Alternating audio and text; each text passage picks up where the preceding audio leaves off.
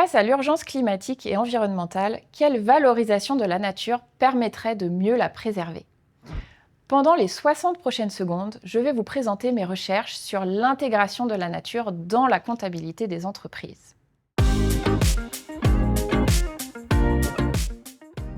La comptabilité dresse un état des lieux de la situation financière d'une entreprise.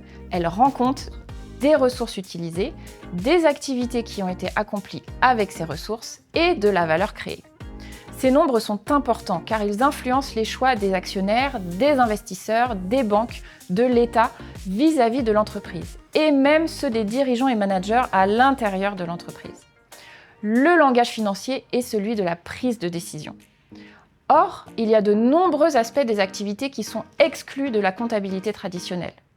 Par exemple, lorsqu'une entreprise construit un bâtiment sur le lieu de vie d'une espèce animale ou végétale, cette destruction est invisible dans les comptes de l'entreprise. Combien de fois par jour voit-on des emballages ou des papiers par terre? Cette pollution non plus n'est pas prise en compte. La comptabilité traditionnelle ne permet de voir qu'une partie des ressources utilisées et de la valeur créée ou détruite. La nature y est omise et les décisions se font sans elle, avec le résultat qu'on connaît, une destruction dramatique. C'est pourquoi des modèles alternatifs se développent pour intégrer la nature à la comptabilité.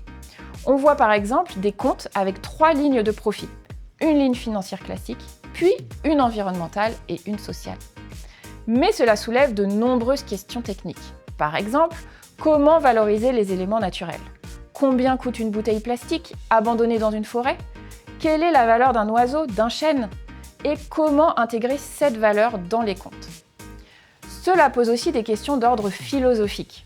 Doit-on associer une valeur monétaire à la nature? La nature n'a-t-elle pas une valeur intrinsèque, pour elle-même et par elle-même, qui ne peut être traduite? Qu'est-ce que cela dit sur la position de l'être humain par rapport à la nature? Il faut trouver un moyen d'ancrer la nature dans nos modes d'organisation. De nombreux chercheurs à l'IESEG et ailleurs travaillent en ce sens. Des entreprises expérimentent avec ces nouveaux modèles comptables, comme Danone avec le modèle LIFT, Ferme d'Avenir avec le modèle CARE ou Kering avec le PNL environnemental. Vous pouvez trouver davantage d'analyses et d'articles des professeurs de l'IESEG sur le site web IESEG Insight.